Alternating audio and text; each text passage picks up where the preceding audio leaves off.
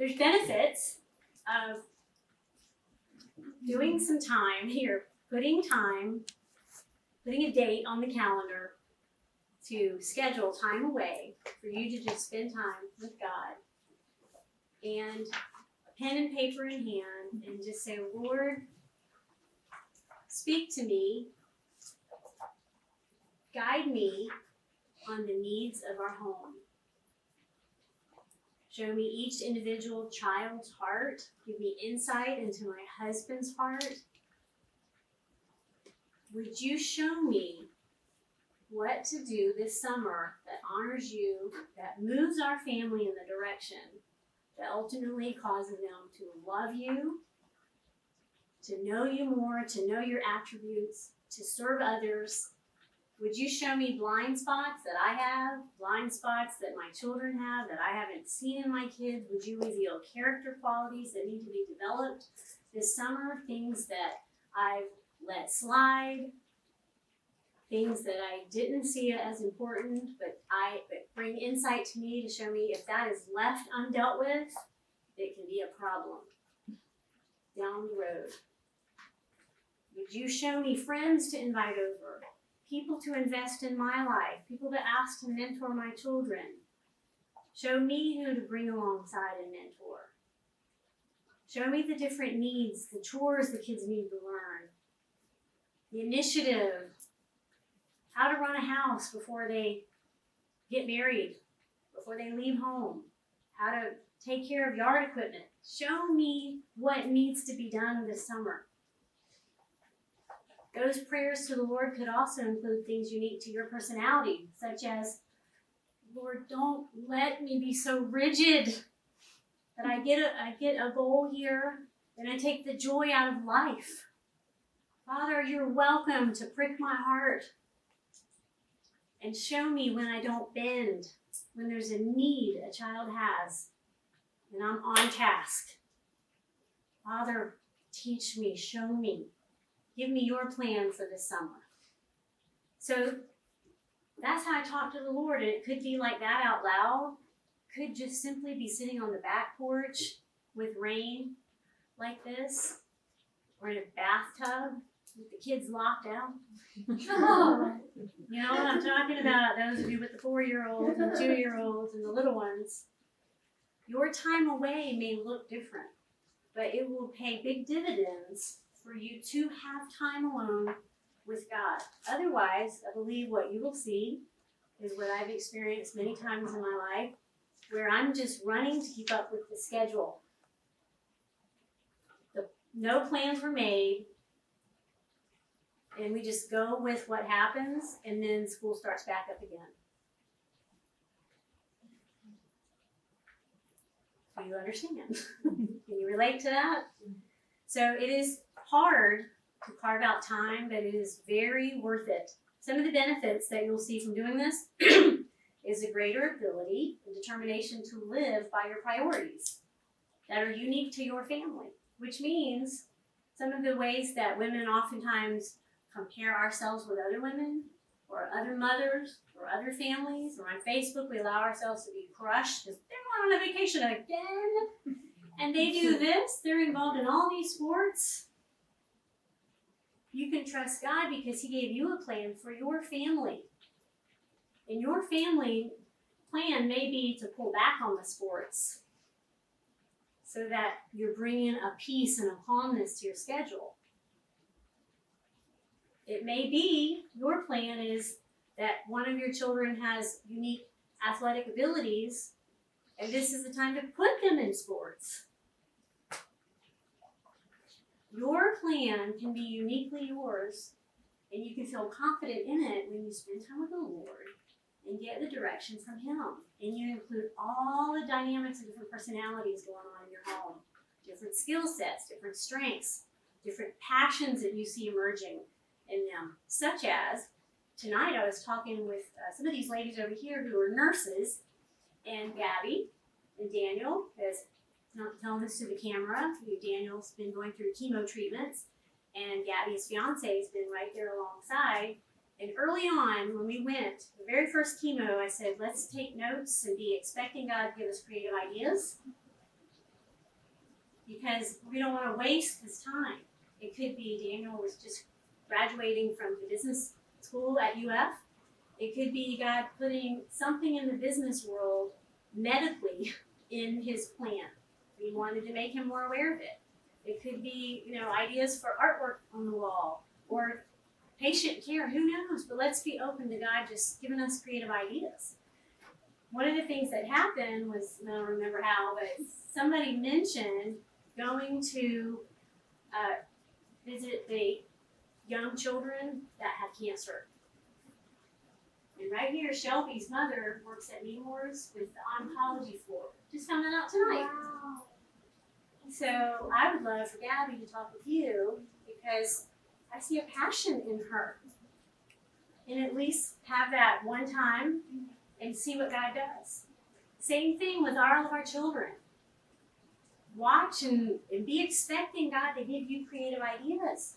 Be expecting that. I believe a lot of Christian women, Christians in general, don't think like that. They just go through life instead of, you got God right there with you. Commune with him all day long. Show me who needs help. Show me who to call. Show me who to text. Show me who to talk to. Show me who to reach out to. Show me the needs of my kids' hearts that I'm blind to. And he is there to commune with all day long, night and day. And we just need to ask. Pray for his wisdom. If any of you lacks wisdom, James 1:5, he should ask God. Who should you go through if you're lacking wisdom? Lord, what do you want our summer to be? Give me wisdom. Go to God. If any of you lacks wisdom, he should ask God, who gives how? Do you know that word? Gives generously. He doesn't just tell you, well, I'm going to hold back on you. He gives generously to all without finding fault, and it will be given to him. We can ask God directly. You got friction with a child or a spouse in your home? Lord, I don't know what to do. Talk to him. And part of your summer strategy can be to serve that person. Instead of, perhaps, I'm just applying this to myself, and it usually applies to all of us. Instead of finding fault, perhaps, with your spouse and keeping score, there is no place for keeping score. I'm going to start writing down every wrongdoing. That should be removed from your home. Removed from the way that you process information, because God's way is forgive, and not just that, it's to pray for, and not for, Lord, change him. Make him see this. It's, Lord, you have given me him. Refine me. Teach me to love unconditionally. Teach me to serve. Teach me to honor. Help me teach my children to honor their dad. If you have children not honoring their dad, first look at yourself. And maybe that's part of your summer goal is we're going to straighten this out, starting with me. And you pull your children aside quietly and you say, I have done you a disservice. I saw how you talked with your dad. And I saw me in that. So what you're creating and talking with your child like that nicely, you're creating an open communication where you acknowledge your wrongdoing. You know, very few people grow up in homes where their parents admit they're wrong. We should all be like that with Christ. We should be like that. We should admit it. So admit it to our child. I see what you're doing as a reflection of how I've treated your dad. Will you forgive me? And give them permission to speak into your life. You're also modeling a teachable heart, which is extremely important in the Bible. And that should be a goal. You do not have teachable children, and some take a lot longer than others. And I mean a lot longer. But that is a goal, is for them to be teachable. But when we sit down at this time with the Lord and start on, Lord, what do you want our plan to be uniquely for our family this summer? You start with yourself. Show me my blind spots. Show me the detriment the damage that I've done. And I'm not saying beat yourself up about it. I'm saying this is ongoing communication with God. Show me so that I might clean out my wicked heart and honor you. And it's not just for the summer goals, it's lifelong. But I think that's how we start making a plan for the summer is, Lord, I impact my home. Show me these things. Show me when I'm stubborn. Show me when I make noises, when my husband says to do something and I go, and you've maybe been blind to it. So it starts with that. So another benefit of this time is living by your priorities, but it's also you then can more easily say no to different opportunities that come your way throughout the summer. It might be your kids want to go. Can I go here? Can I go there? Can I go there? And maybe last summer you let them do all those things because you're like, it's summer, it should be fun. And you're battling your own personality, like, I want to have fun. But clearly God gave you a plan this summer, which is bring them home and have them enjoy their family first. Have them be best friends with their siblings before you allow other children in your home. Teach them how to interact with each other and train them ahead. And before other kids come over, you explain to them, now when your friend comes over, you don't run and hide from your sister. You include her. But then you tell the other sister, who tends to be annoying, you say, now when so-and-so has their friend over, here's how you play and you blend in. You don't try to get attention. You don't take their things. You don't throw things and make them play pickle in the middle. You blend in, and if you don't, then I'm going to call you. I'm going to call your name, and you're going to come to me, and I will talk to you in another room. So you train ahead on how to handle that situation. But you can say no because you have a plan in place. And it's very freeing. Otherwise, your families can be out of control. We right now are in the process of setting our summer plans, and that's going to be one thing. We're going to say no to some things. And God will reveal those attributes that are taking place in your home that need to be brought back under control. And you can say no without thinking about what anybody else thinks of you. Because it does not matter. You serve the Lord. By the way, I said something a few minutes ago I want to clarify. I don't remember when or exactly how I said it. But I know that I made it sound like if we teach our children these things, they will turn out a certain way. I said something like that earlier in this message, in a sentence, and that is not true. They do have a will. They can make choices, and we actually are not responsible for those choices they make. So take that pressure off of yourself. Our responsibility is to teach them to love the Lord. That's what I said earlier. Teach them to love the Lord. You can't make them love the Lord, right? But we can teach them what loving the Lord looks like. You understand? And we're to be faithful to what God's called us to be and do as mothers. And leave the results up to Him, even if that means when the children at a certain age may choose to go differently than they've been taught. Trust God's plan. Trust He may be taking them down, allowing them to go down a hard path because they're going to have a ministry in a difficult way that they wouldn't have been able to have with this group of people without that. And don't even predict how God's going to use it. Just trust. Another benefit is what to say yes to.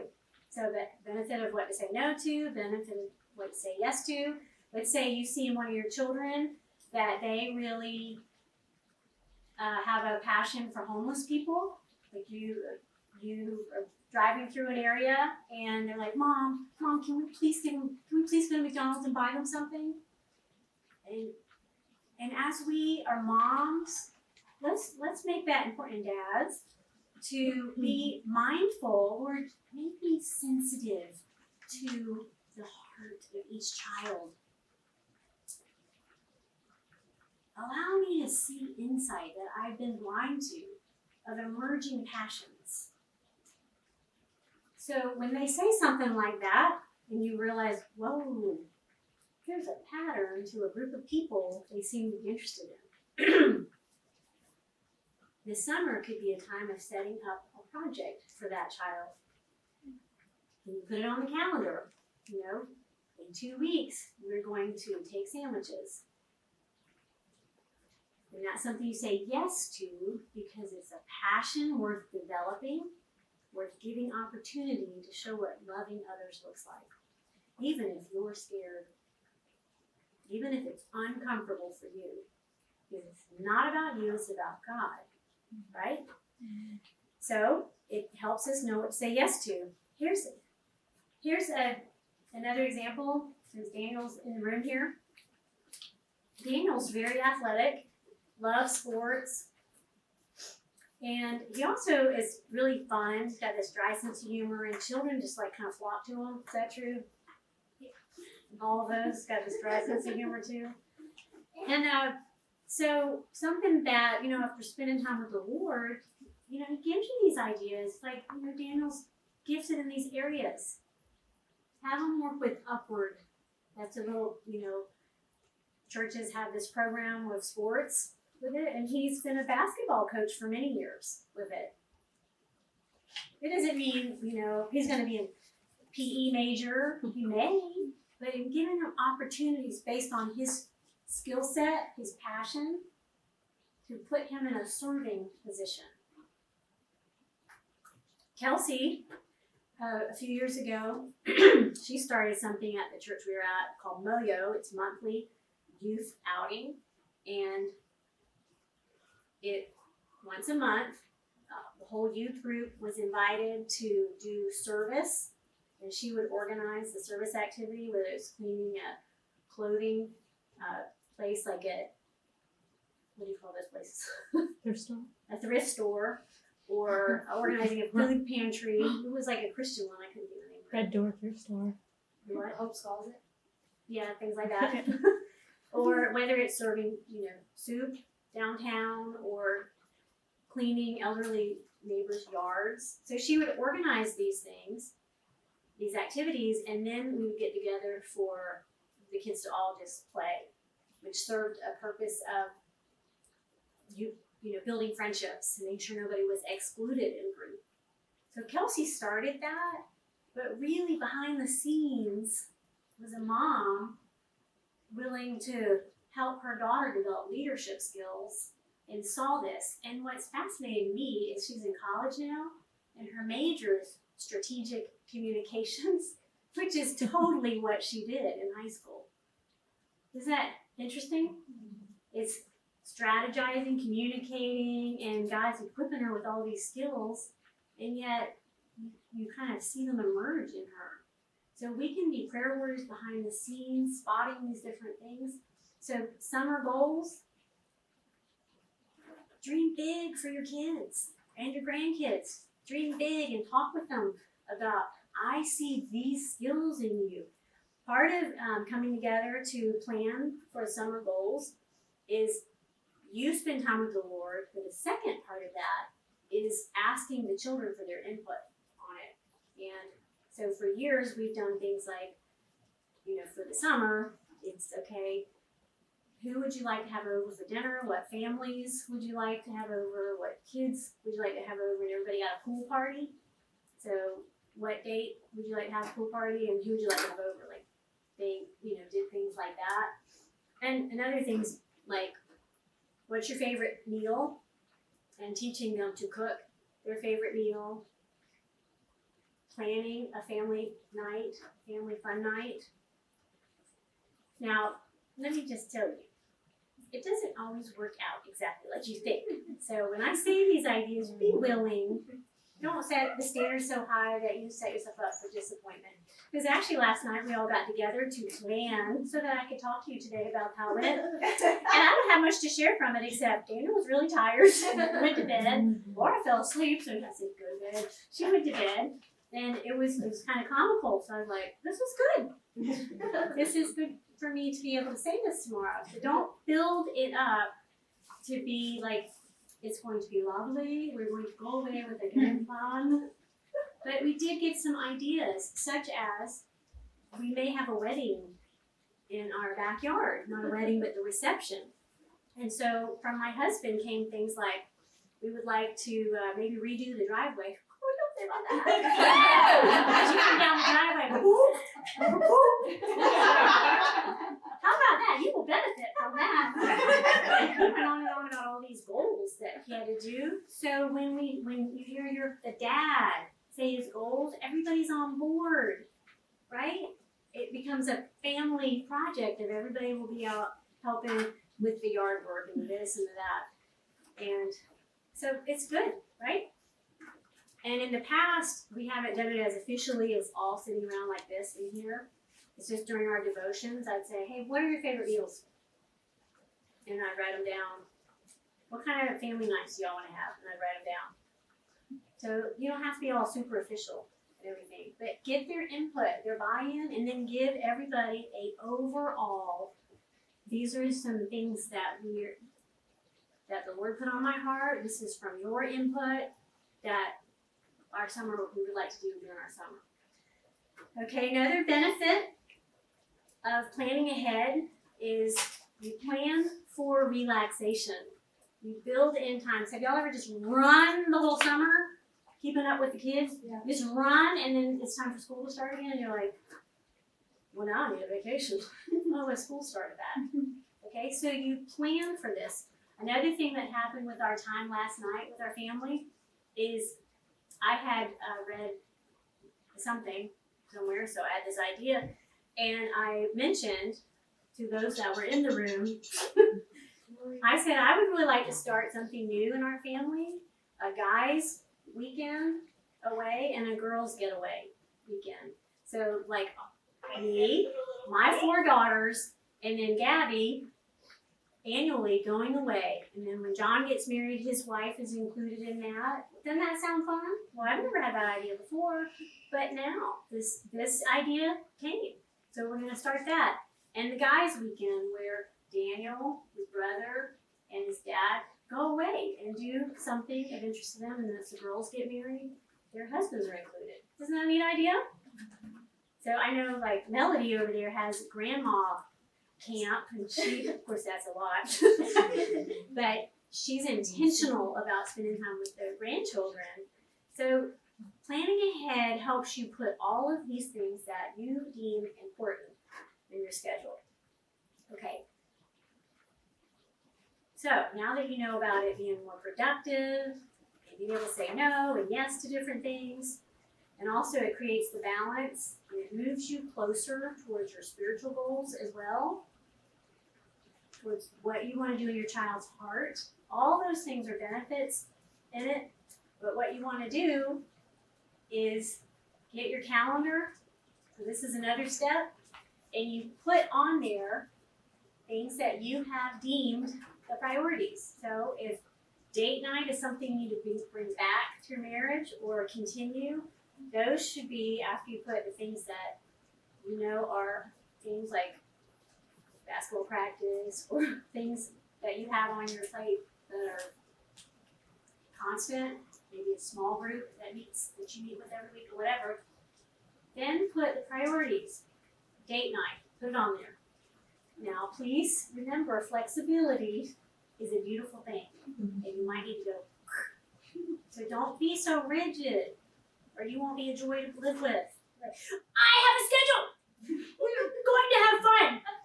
I planned it for today. Well, that's not fun, is it? So Unless you're balance acting. here. Unless you're acting. Unless you're acting, yes. Yeah. So put the date night on there, and then if a date with each of your children, or your grandchildren, is important to you, or a summer camp where you teach your children or the neighbors sewing lessons, wouldn't that be nice? Please include mine if you're going to do that. Okay. Okay, she wants her kids included. No, me. Oh, I know somebody that could do that. Put that on your calendar. Or you want a girls' weekend away, like you want an annual trip to a farm where you pick peas and things like that. You put that on there. Perhaps that applied to me. So I'm like, make sure you invite your friends. Okay, so you see, you put the big chunks on the books first. And like I said, the date, if you want to like take each child out on an individual breakfast or lunch, plot those in there because those are what you've deemed important and priorities. And then also because of your planning that we'll go over in a little bit more detail of what things to pray about and look for, then you know what to talk about when you're with each child. Whether it's on an official date at McDonald's or at Ruth Chris Steakhouse, depending on what they choose, right? They're not choosing McDonald's. All your 4-year-olds in this room. But or even if it's just driving in the car one-on-one, you can have low-key, non-threatening conversations with them because God has put on your heart the need to help this child be more about others. And he's put on your heart that this child right here interrupts people all the time when they talk. And so says, stop interrupting. You have the summer months to really, and then beyond. But for the summer, you have time to make it real casual. You know, as you're doing devotions with your family, which I hope you're doing, then you have time you have a place to bring in stories in the Bible that have to do with the very things that God has revealed to you need to be rooted out in the heart of your child and dealt with, or maybe in you. Be transparent with your kids. Like God showed me, I do that, so that you're creating in your home that comfort level of talking about how you're growing in the Lord and how He's revealing sin in your life. Okay, so set a date to spend time with the Lord. And then I'm going to go over a couple verses with you because you really want your heart to be prepared when you're going to spend time just listening to God. You want to be close and clean before God. And you want to desire His priorities and be willing for your priorities to be changed. Because maybe you want to go on a family vacation and a big one. And then as you spend time with the Lord and He says, there's not that much money. You're putting pressure on your husband. You're crushing him. And He allows you to let go of that, right? Because you poured out your heart to Him and you were teachable. And His priorities replaced what you thought were the most important things. And that's really beautiful. And by the way, if that's in that situation, if your family knew about that, I think it'd be really sweet and wise for you to say, I wanted to do that, but the Lord changed my heart.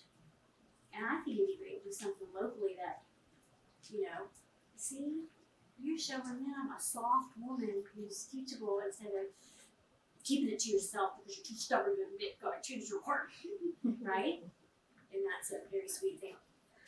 So Matthew 6:33, seek ye first the kingdom of God and His righteousness, and all these things shall be added unto you. Hallelujah, hallelujah. Does anybody else know that song, or was that very random?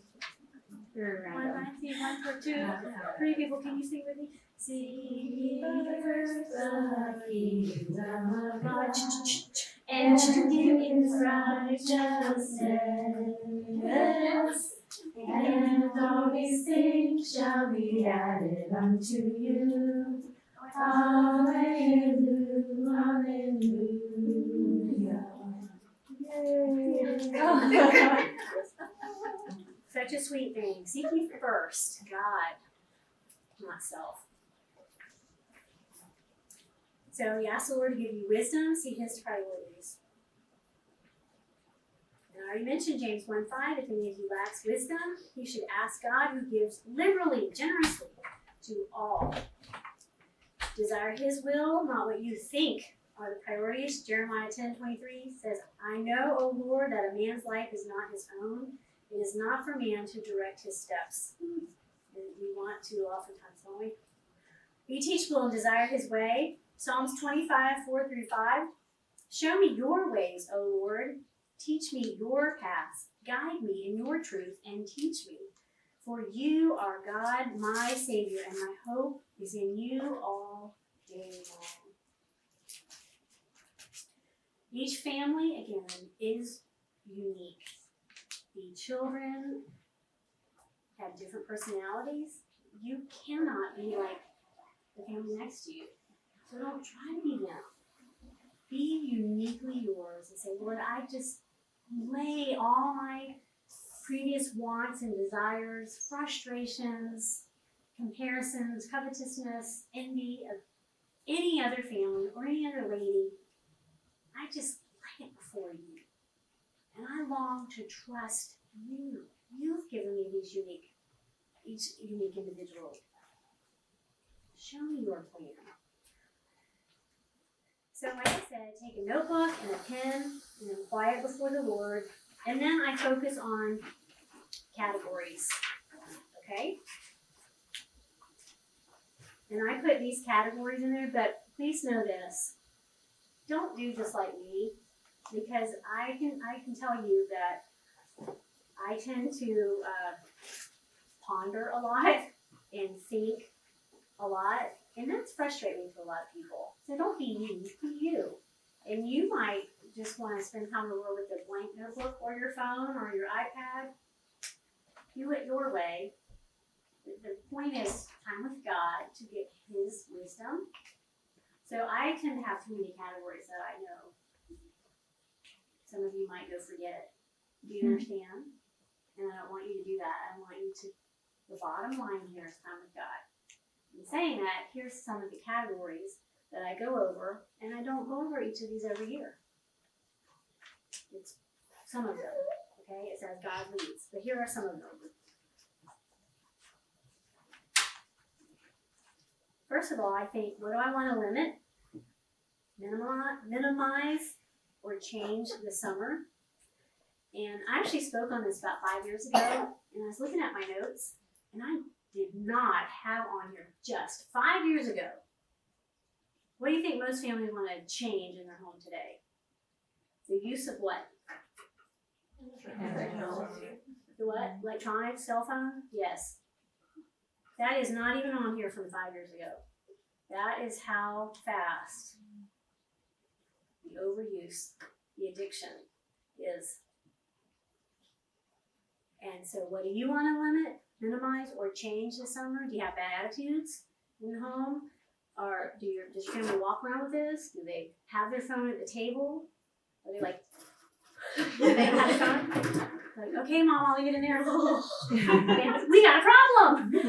And so we want to minimize that and bring some rules. It's great if you have a husband that will discuss these things with you and you can be on board with it, do that. And say, honey, what can we do? It's sort of, "Yes, honey." Text me and I'll tell you all about it.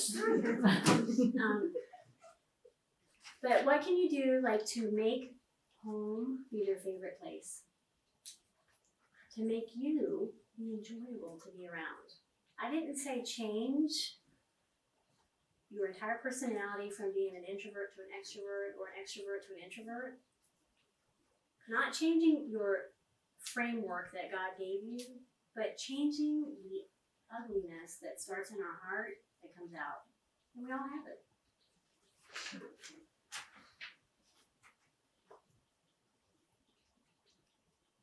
Is your home tense? Are vacuum lines important to you? I'm not saying that's a bad thing.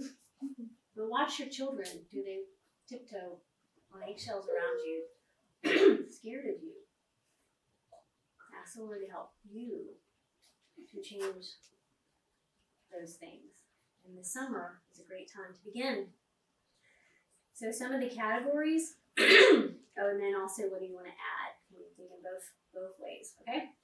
So spiritual, that would be our greatest aim as a Christian parent. And I have a list of each category and questions that you can actually ask your kids. Again, this could get intense, but I can send that on email, so make sure you're on my email list, and then you'll have them, at least for you to process with and pull out maybe some to ask your kids. But spiritual goals, like, are they spending time with the Lord? Are they moving forward in a pattern with the Lord? Not are they checking it off a list, but are they spending time with the Lord? Are you teaching them how to study the Bible. That's one of the things I'm going to do this summer, is I'm going to teach them how to study more deeply. Just go through a passage slowly and how to ask, why is that in there? And then cross-reference it, Google, why is that in there? And look at the commentaries. And then prayer journal. Are they seeking, even like Daniel and Gabby, even though they're 22? You know, that's my desire for them. Are they just getting through cancer? Time's going to pass, and our whole family's going to get through it at the same time. But are we changed? Are we changed during this time? What do you have in your life that might be used, instead of you hiding something from the Lord, being intentional about, let's learn through it, kids. So, spiritual growth. Are there devotions that you might want to have with your kids, ask friends about, get involved in different things? How about a ministry? A family ministry? And I'm not talking about you gotta have a name for it or anything like that. I'm just saying, are you a family that is intentional to see needs around you and act on it? And maybe that could be a big summer goal, is every week or once a month. Don't put too much pressure on yourself. Make sure it fits your schedule. But Lord, I want to be intentional, but I don't know how.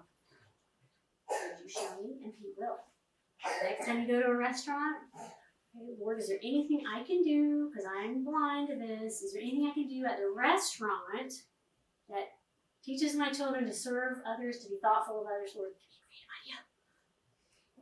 That's how I talk to him. I got nothing. That's what I'll tell him. I got nothing. Can you give me an idea? And he'll say something like, have your kids each get $3.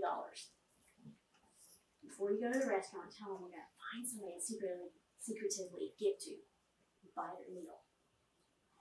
Okay, thanks, Lord. And you do that. You say, okay, I have this idea. We're going to serve something at the restaurant, so shh. When we sit down to eat, look around. And then let me know who God puts on your heart. Okay, do you think we should do it anonymously? Or should we tell them? Get them involved in it.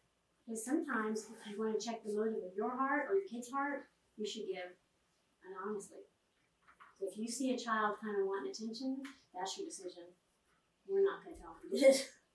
Okay? Because you're intentional to grow character in your child, to not be about themselves. So, spiritual training. Then there's character. Character is so important. It's so much more important than academics. Now, academics is important, but focus on the heart of your child and ask the Lord, go down each child. Start with yourself first. Show me what character I need to work on. Show me the ugliness in my heart. Am I being selfish? Am I prideful? And ask the Lord that. And then run down it with each of your children, and He'll reveal that to you. And then don't go, now I spent time with the Lord. Everybody sit down. I'm going to go over your weaknesses. You are prideful. You are selfish. I don't think that's going to go over well. I tried to pick some I know you're not. Okay? But it becomes your aim of working on the heart of your child. So character is important.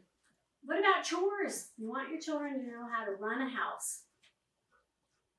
I thought I taught each of my children how to keep a clean room. I failed. I'm just going to say some of them know how. And she's behind the camera.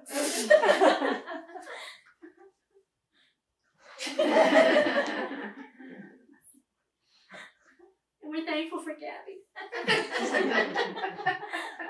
Who gives to all men liberally. But it's harder for some, right? Did you say that? Okay, in Daniel's defense here, when you come home from college, all of a sudden you have all your college stuff to fit in your room, right? That's hard. So, I know I was wrong for saying this in front of everybody. Will you forgive me? Can we edit that out, please? Okay. Really, will you forgive me? children. Just demonstrate what not to do. Daniel gave me permission to demonstrate that. I know it's also just lying. Okay. All right, what character which I just didn't show? Okay, chores. So what do they need to learn? And you might even ask them. Like, honestly, I've talked with them, even though they're older. I've said, no, y'all are going to be getting married. You know, you might want to like write down things that you think, I don't know how to do that yet. And like ask your dad or me or Gabby's mom or dad or other women, other men, ask now. Like, be intentional to see things that you don't know how to do, right? Don't you wish you would have done that? Do y'all wish you would have done that before you got married? Mm-hmm. Yes, right? And so I was telling that to Kelsey as well. Kelsey said, well, people at college were taking their cars to have it serviced, and she was like, what? My dad does that. It's like, oh, see, that's an example. To teach them how to change the oil, change the tire, and all that kind of stuff. Which, by the way, a good idea before your children learn to drive is that they learn how to do all of that. They learn how to change the tire. They learn how to do whatever. Okay, I stuck with myself there for that. But we all need to learn. In fact, when I was a young married mom with a few children, I was going through a depression, and I really think one of the components of it was I was worried about image, trying to be a perfectionist, so I had that going. And then another part of it was, what was I going to say? I was getting to the good thing. What about pressure?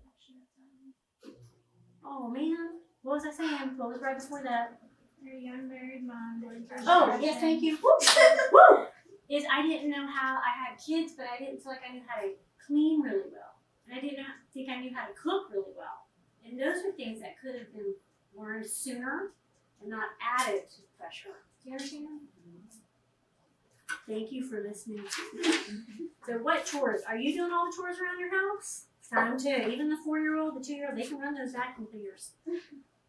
They clean those baseboards. They can help. And you sent me an app today about there's apps for chore lists. Yeah. Okay, here's another category is, and for sake of time, I'm just going to have to run through them. Continuous learning. You know, the whole summer can go by and not a book is opened up. But if with a little bit of planning, we can have some academic endeavors here for them. Like what type of books? You know, are you trying to do a theme of understanding missionaries' lives better? You could read it at breakfast with them or read it at lunch. You could have them read the books of biographies or professional athletes who honor the Lord, a particular series that you might be interested in. And set some of those goals and include your children in it. How many books would you like to read this summer? If you know they're going to say 0, don't ask them that question. Say 3 or 4. How many would you like to read? Again, I mentioned their interests, their passions. Those are things to look for. I also talked to you about family, writing down each family member. Right next to each of the siblings, think about the relationships they have with each other. Is there one that they have conflict with another one more so? So you design a plan without them realizing it, that you put them together playing board games or playing things where you've taught them each separately the skill that they need, such as being a good loser, a good sport, or the one that brags. You've taught them ahead of time. When you win, this is how you are respectful.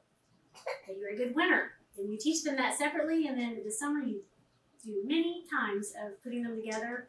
You all play, and I'm going to help her cook. She's going to cook with me while those two play. See, you're a strategic mom here, making the most of fun and playtime. Another thing is friendships. Take a good look at yourself and your friendships. What would you like to see change in your friendship with people?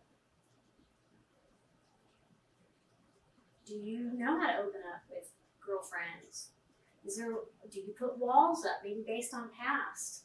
That God's calling you to let the guard down and let friends in. Let people help you. Maybe you never let people help. Why? Is it pride? Is it embarrassment? Is it one look like you do it all your own, and actually each of those is pride, one way or the other. Let people in. So ask God, show you what to do differently for yourself in building friendships. Another part of friendships, who would you like to get to know better this year? Who can you ask to have lunch with? Is there an elderly neighbor that you could go take food to and have your children come along and you can build a sweet friendship there of encouraging someone? And then are there families you really respect that you would like to invite over for dinner to come into your home so that your children get to know them and can engage in conversations with them and learn from them? Fun and relaxation. What things do you like to do? How about your kids? Take into consideration their different things of interest. Outdoors, indoors, adventurous. Just sit and watch a TV show with snuggled together. Do those things. Show respect to each of your children and all. Ways to make money. And then look at the daily schedule you have, what needs to change, what activities need to change. And then bottom line it. Lord, give me the most important priorities here. That way, when the schedule gets too busy or there's a lot of options, or you find yourself overwhelmed, and you want to throw away all the planning, you can remember this. Do the next thing.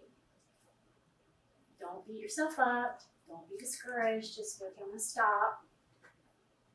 I'm just going to do the next thing.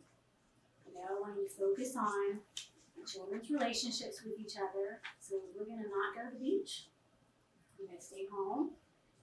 And I'm going to let go of pressures I've added to everybody, and we're going to play a game together where I focus on the way they treat each other. I'm going to do the next thing according to the priorities that God's given you for your family. And then finally, this last thing, having a schedule enables you to know when to stop the world. That phrase, many of you've heard me say before. It means you can be really busy doing very good things, but when you see something important, a character, something with character related to your kids that's going on, or you realize you've hurt the heart of your husband, or you're driving to church and everybody's yelling in the car, remember this phrase, stop the world. It means stop what you're doing and focus on the priorities. Even if you're going out to dinner with friends and God just puts on your heart that there is a child that was, when you're, let's say you have a middle schooler at home and you left her sobbing because her friend's moving away. And you're like, I'm so sorry, bye. And you're going out to dinner with friends and God puts it on your heart that your child's wounded. You stop the world and go back and tend to the priorities that God has put on your heart for you and for your family. Does that make sense? So do the next thing and stop the world. We have a lot of examples of use that phrase many times in my life, from going through the cafeteria line with screaming children and who knew better, and I put the whole tray, those Piccadilly things, that stress level to me. This happened to be at our church, at a big church, and took the tray and I just set it up out of the way and took the child who was being drawing all the attention to go to the bathroom and stopped the food line, stopped the world, dealt with the heart of my child, and came back and went through the line. And that was a lot harder than just going through the line, but it taught her to be peaceful, to be obedient, right? And it made for the rest of the time being more enjoyable. Now, if you're thinking that wouldn't have happened with my child, it didn't always with mine. Sometimes I have to take them back to the bathroom again, but you're in training. The children are in training, okay? So, I'm praying for you as you spend time with the Lord, going over your summer plans and plot these important things on the calendar. And as you talk with your husband and get his input, and ask your children for their input, so that your summer is fun, it's refreshing, yet the hearts in your home are continuing on a path of serving others and loving Christ. And where we are on a path of continually to find the priority of being refined by Christ. Let's pray. Lord, thank you for tonight, and I pray that each of our homes will reflect you. Lord, begin in our own hearts and chisel us, reveal blind spots and sin that needs to be rooted out, that does not honor you. May we have sweet tones in our home, being teachable and kind and sweet and considerate and serving. And would you give each one of us insight into the hearts of our husband and our children, and show us ways to develop passions that they uniquely have for you. May our families serve you, and may we love you with all of our heart. In Jesus' name, amen.